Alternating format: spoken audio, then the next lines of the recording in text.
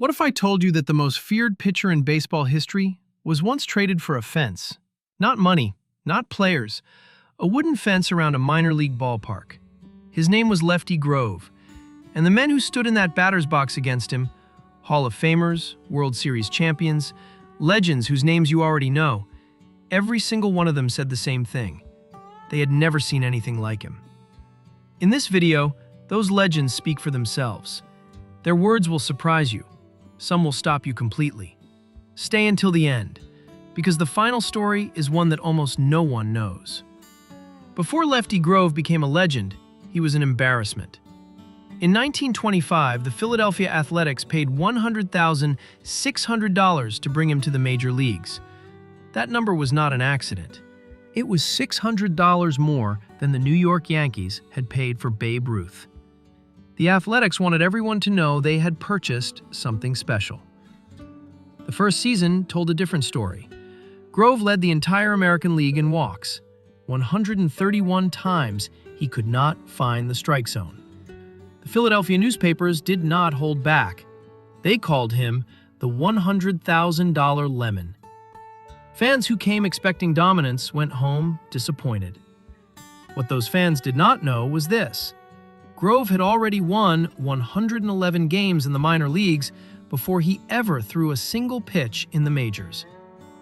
The owner of his minor league team in Baltimore had simply refused to sell him earlier because Grove was too valuable at drawing crowds. His own catcher, Mickey Cochrane, described those early days with honesty. Catching Grove, he said, was like catching bullets from a gunman with bad aim. But one man in New York was already watching closely, and he was about to be proven very wrong. That man in New York was Miller Huggins, manager of the New York Yankees. In 1925, he had called Grove a failure. 1 year later, after watching Grove lead the entire league with a 2.51 earned run average and 194 strikeouts, Huggins sat down with reporters and said something different. Grove, he told them, now had better control and was the fastest pitcher in baseball. It was not just an opinion, it was a confession. Here is what made Grove truly different from every other hard thrower of his era. He relied on almost one pitch, a fastball. No secrets, no tricks. Batters knew exactly what was coming, and they still could not hit it. His teammate, Doc Kramer, put it simply. Grove did not have a curve. All he had was a fastball. Everybody in the lineup knew what they were going to swing at, and they still could not touch him. Charlie Gehringer of the Detroit Tigers faced Grove more than any other batter in the league, 201 times across his career. Gehringer was one of the most disciplined hitters who ever lived, a man who struck out less than almost anyone. He described standing in against Grove this way. By the time you decided whether the pitch was going to be a strike or not, it was already gone. Joe Sewell, another Hall of Famer, and one of the hardest men in history to strike out, remembered it differently but no less vividly. On a bright sunny day, he said, Grove's fastball looked like a flash of white thread coming straight at your face. A famous sports writer of the era summed it up in one line. Grove could throw a pork chop past a wolf. The speed alone did not make Lefty Grove terrifying. What made batters truly uncomfortable was something harder to measure. Grove understood psychology. He deliberately built a reputation for wildness. He wanted every man who stepped into the batter's box to believe that the next pitch might come at their head. He wanted them thinking about survival before they thought about hitting. The truth was different. Grove rarely hit a batter. In most seasons, the number was fewer than 6. But standing 60 feet away from him, with that look on his face and that fastball in his hand, no one felt safe enough to remember the statistics. Connie Mack managed Grove for 9 years. He knew his pitcher better than anyone, and what he told reporters captured something that numbers never could. When he sent Grove to the mound, Mack said, he could be almost certain they would win the game if they gave him even 1 or 2 runs. He said you simply could not say that about many pitchers in the history of the sport. Then there is this detail. Before Grove ever threw a pitch in the major leagues, he had already faced Babe Ruth 11 times in exhibition games. He retired Ruth 9 of those times. Afterward, Grove looked at the most celebrated player in the world and told him directly, "I am not afraid of you." August 23, 1931. Lefty Grove walked into that game with 16 consecutive wins. One more victory would break the American League record outright. His opponent was the Saint, Louis Browns, one of the weakest teams in the league. Everything pointed toward win number 17. It never came. The regular left fielder, Al Simmons, was in Milwaukee receiving treatment for an injured ankle. A rookie named Jimmy Moore took his place. In the third inning, a routine fly ball came his way. Moore misjudged it. The ball tipped off his glove. 1 run scored. Grove allowed nothing else that afternoon, but his mound opponent shut the Athletics out completely. Final score? 1-0. What happened in the locker room afterward became one of the most retold stories in baseball history. His teammate, Doc Kramer, was sitting 3 lockers away. He described it this way. The sparks were flying off Grove. He watched Grove stand up, take hold of the top of his shirt with both hands, and then rip it apart so violently that buttons flew across the room past Kramer's face. Then everything went flying. Bats, balls, gloves, shoes, benches. He broke apart several lockers. Nobody said a word. There was no point. You simply had to wait until the fire went out of him. Grove himself later confirmed every detail. He told an author he threw everything he could get his hands on. Bats, balls, shoes, gloves, benches, water buckets, whatever was within reach. But here is the detail that Ted Williams noticed years later. The detail that reveals everything about who Lefty Grove truly was. Through all of it, Grove never once used his throwing hand to strike anything hard. Not once. Even in his worst moment, some part of him was still protecting the one thing that mattered most.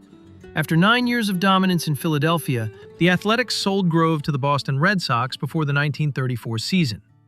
The price was $125,000. It was supposed to be the beginning of a new chapter. The Red Sox were building something. Grove was going to be the centerpiece of their pitching staff. Instead, something snapped in his left elbow during spring training. The newspapers called it a sore arm. But based on everything doctors understand today, Grove had almost certainly torn the ligament deep inside his elbow. In the modern era, that injury has a name, it has a surgery, and it has a recovery timeline. In 1934, it had none of those things. There was no procedure to fix it, no roadmap for coming back. Pitchers who suffered that kind of damage simply declined and disappeared. Grove finished that year with 8 wins and 8 losses. The same writers who had once called him the $100,000 lemon were sharpening their pens again. His fastball, the pitch that had made Charlie Gehringer feel like he was swinging in an aspirin tablet, was gone. The velocity that Mickey Cochrane had compared to catching bullets was no longer there. At 34 years old, with a damaged arm and a team that was going nowhere, every reasonable sign pointed toward the end. Grove disagreed with every single one of those signs. He spent the offseason doing something that very few athletes of his era were willing to do. He studied himself honestly. He accepted that the pitcher he had been for the previous decade no longer existed. And then, he built a completely different version of himself from the ground up. Curveballs he had rarely needed before, changeups that kept batters off balance, locations so precise that he could place the ball exactly where he wanted it, even without the speed that had once made location almost unnecessary. Connie Mack, the man who had managed him through 9 years in Philadelphia and understood his mechanics better than anyone alive, watched this transformation quietly. Then, He described it in a single sentence. Grove, he said, had learned to think. He now relied on his pitching brain. What followed was one of the most remarkable second acts in the history of the sport. After the injury that should have ended everything, Grove went on to capture 5 more earned run average titles. His career total reached 9. No pitcher in the history of Major League Baseball has ever matched that number. Not before Grove, not after him. When the greatest players of that era were asked to name the best pitcher they had ever seen, the answers pointed in one direction. Babe Ruth, in a 1933 interview, ranked the finest pitchers he had faced across his entire career. Walter Johnson came first. Lefty Grove came second.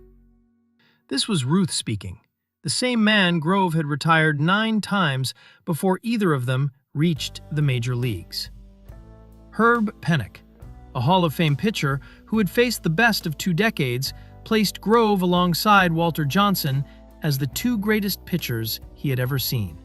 No one else came close. Connie Mack, who managed baseball for over 50 years and watched every significant pitcher of his era, said Grove surpassed everyone he had ever seen and was the finest left-handed pitcher who had ever walked onto a pitcher's mound. Baseball historian Bill James, the most influential analyst the sport has ever produced, eventually asked a question that no one has been able to answer convincingly. What argument, he wrote, could anyone possibly make against the idea that Lefty Grove was the greatest pitcher who ever lived? No one has answered that question yet. We started with a fence, a wooden fence around a minor league ballpark in West Virginia, sold for $3,000, which happened to include one young left-handed pitcher named Robert Moses Grove. That pitcher went on to win 300 games, claim 9 earned run average titles that no one has ever matched, and leave an entire generation of the greatest players who ever lived searching for words to describe what it felt like to stand across from him. Ted Williams, one of the finest hitters in the history of the sport, helped Grove win his 300th game on July 25, 1941. But Williams was not in the victory photograph that afternoon. He had made an error that cost his team 2 runs, and he was too hard on himself to celebrate. Years later, he spoke about that moment with genuine regret. He said he was still angry that he was not in that picture with his arm around Lefty Grove. That was a picture, he said, that he truly wished he had. History does not always remember the right people. Sometimes you have to go looking for them. If this video introduced you to someone worth remembering, press the like button so others can find this story too. Share it with someone who loves the game. And leave a comment below. Do you think Lefty Grove belongs among the greatest pitchers who ever lived?